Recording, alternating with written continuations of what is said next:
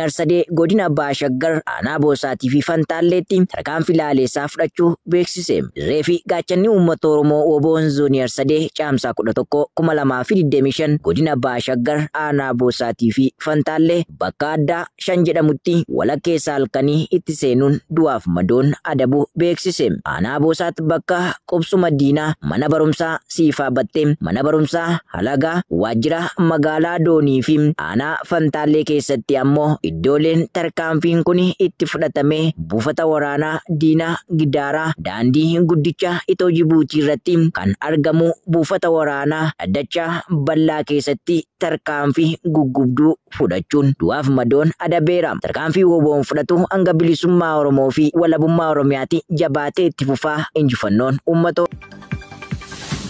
Bulchiinsa magaalaa Shaggar Sitii irraa waraanni raayyaa ittisa Impaayiritti baay'inaan 11 ta'an bireenii tokko dabalatee meeshaalee waraanaa adda addaa qabachuun WBO'tti makaman. Jaaloo Gufaa Diinaa waan qindeeffate qaba. Humnaa fi gowwoomsaan qabamanii leenjuun ormaaf ergamaa jiraachuu isaanii ofirratti baruun guyyuu hidhannoo guutuun WBO'tti makamaa kan oolan loltoonni koloneela Abiyyi Ahimad caamsaa 8 bara 2025 miseensonni waraana raayyaa ittisaa Abiyyi Ahimad baay'inaan 11 ta'an aanaa Aqaaqii irraa WBO'tti harka kennatanii jiraachuun ibsameera. Loltoonni sirnichaa duraanii kunneenis bireena tokko, qawwee akaama 2, nyororroo 400, rasaasaa akaamaa 500, boombii F4 fi hidhannoo guutuun mooraa balfaa PP keessaa qabatanii ba'uun moonaa qabsoo bilisummaa Oromoof galii kan godhan hoggaa ta'u simannaa WBO'n isaaniif godhetti gammaduu ibsuun kanaan dura murna nama nyaataa PP kanaaf qawwee baatanii ergamaa turuutti dhiifama gaafachuun ilmaan Oromoo mooraa diinaatti hafanii saba isaanii hiraarsaa jiranis impaayera Itoophiyaa utubuuf saba keessan duguuguu dhiisaatii yeroo meeshaa keessan waliin qabsoo bilisummaa saba keessanii aabaa WBO'n geggeeffamaa jirutti makamaa jechuun dhaamanii fi jiraachuu dabalataan hoogganni WBO'nichaa ONM'if eeree jira. Akka guutuu Oromiyaatti dirqamanii leenjuun barcuma Abiyyi Ahimad tiksuuf lubbuu isaanii dhabaas kan jiran ilmaan Oromoo gareen maafiyaan kun saba keenyaaf hin ta'u jechuun mooraa diinaa gananii qabsoo bilisummaa Oromootti makamaa jiraachuun kan beekamudha. Godina Walloo aanaa Arxummaa Furseetti hidhattoonni finxaaleeyyii Amaaraa faannoon daa'ima ganna 9 ajjeesuun nama tokko ammoo madeessan. Guutuu gabaasa kanaaf Jaal Yaadannoo Oromiyaa. Murni bilxiginnaa hidhattoota finxaaleeyyii Amaaraa faannoo uummata Oromoo lafarraa akka duguuganiif maqaa uummata Amaaraa eegdu jedhuun meeshaa adda addaa kan hidhachiise yoo ta'u yeroo finxaaleeyyiin kun uummata Oromoo ajjeesanii fi weeraranitti birmannaa taasisuu osoo qabu faallaa isaa hawaasa Oromoo irratti cuubeen osoo hin hafne irraa hiikuun finxaaleeyyii kanaaf haala mijeessaa jiru. Sanbata caamsaa 10 2025 aanaa Arxummaa Fursee iddoo addaa Cirrii jedhamuun beekamutti dhukaasa hidhattoonni finxaaleeyyii Amaaraa faannoon hawaasa nagaa irratti bananiin ganda Dalgoorraa daa'ima ganna 9 maqaan isaa Kaalid Said Adamee jedhamu haala suukanneessaan yoo ajjeesan bakkichumatti jiraataa ganda Cirrii kan ta'e nama maqaan isaa Adam Aliyyi jedhamu ammoo madeessuun ibsame. Aanichatti finxaaleeyyiin Amaaraa faannoo jechuun of waaman kun guyyaarraa gara guyyaatti ajjechaa suukanneessaa namoota nagaa irratti raawwachaa jiraachuu fi caamsaa 7 2025 nama maqaan isaa Mahammad Ahimad Daayidee jedhamus qottoon qaama isaa guutummaatti murmuruun ajjeesanii gatuu isiniif gabaasnee turuun keenya ni yaadatama. Mataan badiisaa Abiyyi Ahimad yeroo tokko mormii faannoo irratti ka'u ittisuuf faannoon hanga Somaalee Jijjigaatti bobba'uu danda'a biyya isaati yoo jedhu Biraanuu Juulaa ammoo wanti faannoo waliin walitti nu buusu yookaan nu lolchiisu hin jiru jedhanii turuun ni yaadatama. Godina Arsii Ba'aa aanaa Siirkaatti dararaan ergamtoota biltsiginnaan hawaasa nagaa irratti hammaate. Bal'ina isaaf Jaal Wabii Biyyaa. Caamsaa 9 2025 godina Arsii Ba'aa aanaa Sirkaa magaalaa Gobeessaa jedhamu keessaa waraanni faashistii Abiyyi Ahimad saamicha raawwachuuf namoota nagaa humnaan ukkaamsanii mooraa waraanatti guuraa akka turan jiraattonni himan. Bifuma kanaanis dargaggoo maqaan isaa Maammosh jedhamu loltoonni maafiyaa PP Dokdokkee keetiin nu fe'uu didde jechuun reebicha haalaan ulfaataa irraan ga'anii Dokdokkee isaas caccabsanii gatuun ibsameera. Kana malees namoota dunkaana qaban baay'inaan 24 ol ta'an maqaa waraqaa seerawwaa hin qabdan jedhuun qabeenya isaanii irratti saamicha akka raawwatan jiraattonni ONM'if eeraniiru. Gandoota akka Eelaa fi Makkannaa jedhamu keessaa ammoo dargaggoota danuu jumulaan ukkaamsanii mooraa leenjii waraanaatti fe'aa akka jiran jiraattonni dabaluun addeessaniiru. Godina Ba'aa Wallaggaa aanaa Guutoo Giddaatti ergamtoonni biltsiginnaa hawaasa nagaa hidhaatti guuruu ammeessan. Jaalchiksaa sirnaa dabalata qaba. Aanaa guutoo giddaa ganda jireenyaa jedhamurraa caamsaa 9 bara 2025 loltoonni faashistii PP jiraattota maqaan isaanii Wandimmoo Tamasgeenii fi Tolaa Tamasgeen jedhaman badii tokko malee hidhaatti darbatanii dararaa jiraachuun maddeen arraata biyyoolessa Oromiyaatti himanii jiru. Namoonni kunneen siyaasa kam irraa walaba ta'uu kan himan maddeen ergamtoonni Abiy Ahmed ammoo maqaa gibira kaffaluu diddan jedhuun kan hidhan ta'uu arraata biyyoolessa Oromiyaaf eeranii jiru. Jaleewwan bilxiginnaa dachee kana irra jiraachuu ilmaan Oromoo sodaa taayitaa isaanii godhanii ilaaluun maqaa isaan hin qabne itti maxxansanii yakkoota garaagaraa irratti raawwachaa kan jiran ta'uun ni beekama. Godina Bahaa Harargeetti waraanni Abiy Ahmed uummata dararuu jabeessee itti fufee Caaluu Roobaa dabalata qaba.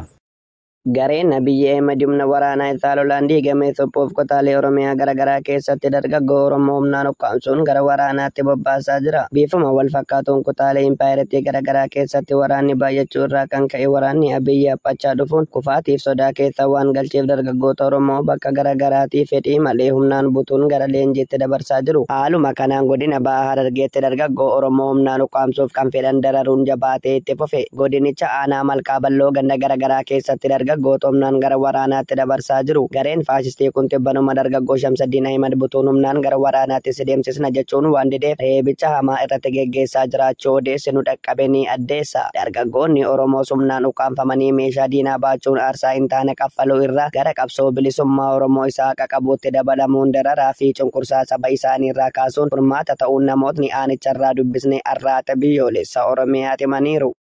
Oduu biyya alaa arganneen ammoo qondaalli waraanaa Indii fi Paakistaan tarkaanfiiwwan dhukaasa dhaabuu itti aanan irratti mari'achuuf akka ta'e barame. Jaalaqaafan Fayyeeraa waan qindeeffate qaba. Hooggantoonni opereeshinii waraanaa Hindii fi Paakistaan tarkaanfii itti aanuu olloowwan niwukileerii qaban irratti kan mari'atan erga dhukaasa dhaabuun daangaatti irratti tasgabbiin deebi'ee booda yoo ta'u gara waggoota 13 keessatti lola cimaa taasisaniiru. Manneen barnootaa tokko tokko cufanii jiraatanis waraanni Hindii dilbata halkan nagaan jalqabaa guyyoota darban daangaa irratti ta'uu isaa ibsaniiru. Sanbata darbee naannoo Himaalayaatti dhukaasni dhaabuun pirezidaantiin Ameerikaa Doonaald Tiraamp labsame. Guyyoota afuriif leellaa cimaa booda dippiloomaasii cimaa fi dhiibbaa Waashingteen irraa dhufee hordofee dhaabbate. Waraanni Hindii dilbata darbee waa'ee sarbamaa dhukaasa dhaabuu guyyaa duraa Paakistaaniif ergaa akeekkachiisaa ergee yaada Niiw Deelii taateewwan akkanaa dabalataaf deebii kennuuf qabdu ol kaasuu isaa qondaalli olaanaan Hindii tokko himaniiru. Dubbiimaan waraanaa Paakistaan sarbama seeraa kamiyyuu haaleera. Hindiin Paakistaan pirezidaantii ogeeyyii fayyaa Itoophiyaa obbo Yoonaataan Daanyaw dabalatee dooktaroonni hospitaala waliigalaa Arbaa Minci 3 to'annoo poolisii jala oolfaman. Lakkoofsi ogeessota fayyaa magaalaa Finfinneetti akkasumas naannolee Amaaraa fi Kibba Itoophiyaa keessatti guyyoota muraasa keessatti hidhamanii 5 qaqqabeera. Sochii ogeessonni fayyaa tibba kana taasisaniif deeggarsa qabu kan ibse pirezidaantiin waldaa ogeeyyii fayyaa Itoophiyaa obbo Yoonaataan kaleessa naannoo Amaaraatti to'annoo jala ooluu pirezidaantii ittaanaa waldichaa kan ta'an obbo Mallas Baataa BBC'tti himaniiru. የተያዘው ትላንትና ነው። ከዛ በፊት ግን ከትላንት ወዲያ ለምርመራ እንደሚፈልግ ደውለው እንዳሳወቁት ነግሮኝ ነበር። እዛው ከሚሰራ kan to'atame guyyaa kaleessati. Isa dura dheengadda naannoodhuma hospitaalatti hojjetu sanaa gaaffiidhaaf si barbaanna jedhanii akka itti himan bilbilee natti himee ture. Hidhamuusaa namoota wajjin jiraatantu bilbilee nutti hime. Har'a garuu manadhaa keessaa natti dubbateera. Nageenya isaa rakkoon homaatu akka irra hin geenye garuu hidhaa akka jiru natti himeera. Inni kan hojjetu achuma hospitaala Bichanaati. Achuma jiraatas. Waldichi qabsoo akkanaa waan taasisuuf ministeerri fayyaa deeggarsa maallaqaa nuuf hin taasisu. Rakkoo faayinaansii waan qabnuuf isa as finnee hojjechiisuu waan hin dandeenyeef deddeebi'eeti kan hojjetu. Ani ittaanasaa waanan ta'eef wantoota tokko tokko bakka bu'iinsan hojjenna. Hoogganaan waldichaa obbo Yoonaataan ogeessa fayyaa hospitaala Bichanaa kan naannoo Amaaraa godina Goojjaan Bahaatti argamuu ta'uu kan himan obbo Mallas osoo hin hidhamiin dura sochii ogeeyyiin fayyaa taasisaniin wal qabate akeekkachiisi garaagaraa qaamolee mootummaarraa isaan gahaa turuu himaniiru.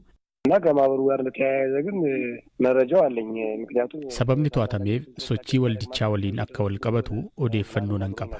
Wantoota tokko tokko akka irraa of qusatu akeekkachiisi isa gahaa akka turan dursee natti himee ture. Haala jirurraa kan ka'e odeeffannoo dabalataa natti himne. Sanaan dura innis anis wanti hunduu karaa nagaan akka gaggeeffamu qindeessitootatti karaa keessaa haasa'aa turre. Sababni isaa nuti kaayyoon keenya ijoon gaaffiin keenya akka deebi'udha. Ittaansee akka qaamatti gaafatamummaa qabutti ogeeyyii fayyaa dabalatee hawaasi kamiyyuu akka miidhamu hin barbaannu. Tarii qaamni to'annoo jala oolchee waan biraa waliin wal qabsiisuu danda'a. Suni waan nu ilaallatu miti. Nuti akka hojii gaggeessitoota waldaa keenyatti kuni kan ta'e ijjennoo waldaan keenya qabateeni jennee amanna. Gaaffiin ogeeyyiin fayyaa guutuu biyyattii kaasaa jiran seera qabeessa waan ta'eef mootummaan deebii quubsaa kennuu akka qabu ijjennoo waldaa isaanii akka ta'e himu obbo Mallas. ከኛ ጋር የሚንቀሳቀሱ አሁን እስከ 3,000 አካባቢ አባላት አሉ። ነገር ግን አሁን miseensota 3,000 hanga 4,000 ta'an qabna. Haa ta'u garuu kaayyoon waldichi qabatee ka'e mirga ogeeyyii fayyaa kabachiisuu waan ta'eef ogeessi fayyaa kamiyyuu ijjennoo waldichaa yoo deeggare nutis sochii fi gaaffii ogeeyyii fayyaa ni deeggarra. Nutis kana ilaalchiseetii yaada furmaataa kan dhiyeessine.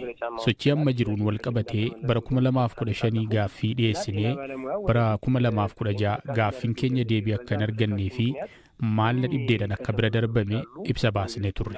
Akkasumas ogeeyyiin fayyaa gara fuulduratti sochii gaggeessuu akka danda'an sababa sochii kanaatiin wantoonni mudatan yoo jiraatan mootummaa fi ministeerri barnootaa itti gaafatamummaa isaa akka fudhatan ibsinee turre. Akka waldaatti ijjennoon qabnu kanuma. Ogeeyyii fayyaa ifatti kan qindeessaa jirruuf gaaffiin ogeeyyii fayyaa waan hin deebineef. Gaaffiin isaa waan deebiin arganneef ogeessi fayyaa yeroo isaatti ka'eera. Gaggeessan isuma ogeessa fayyaati. Nuti akka dhaabbataatti gaaffiin isaanii sirriidha jennee amanna. Mootummaan ammoo gaaffiin isaanii sirrii ta'uu beekee deebii akka kennu yaada dhiyeessineerra. Biyyis hawaasnis akka hin miidhamne ibsa ejjennoo baasneerra. Kurdoota PKK jedhamuun beekaman qabsoo hidhannoo waggaa 40 booda hidhannoo hiikachuun diigamuuf murteessan. Hidhattoonni PKK waggaa 40 oliif hidhannoodhaan mootummaa Turkii lolaa turan. Hiikaa fi tasaa dabalata qaba. Gareen Kurdistaan Workers Party yookaan PKK jedhamuun beekamu walakkaa jaarratti kan dhiyaatuuf hidhannoon mootummaa Turkii kan lolaa ture yoo ta'u dhaaba seera qabeessa hin taane jedhamuun shororkeessummaan farrajamee ture. Murteen diigamuu kun kan beeksifame hoogganaan dhaabichaa waggootaaf mana hidhaa jiru hidhattoonni PKK hidhannoo hiikkachuun akka diigamaniif ji'oota 3 dura waamicha dhiyeessuu isaarraa kan ka'edha. Mootummaa Turkii qofa osoo hin taane gamtaan Awurooppaa UK fi US'n fa'aa dhaaba PKK shororkeessadha jechuun erga farrajanii bubbulaniiru. Hidhattoonni PKK warra Kurdootaaf biyya walabaatu mala jechuun kan qabsootti seenan. Lakkoofsa uummata Turkii keessaa 20% kan ta'an warra Kurdootati. Gareen PKK booda ilaalcha Turkiirraa fottoquun biyya walabaa ijaarrachuu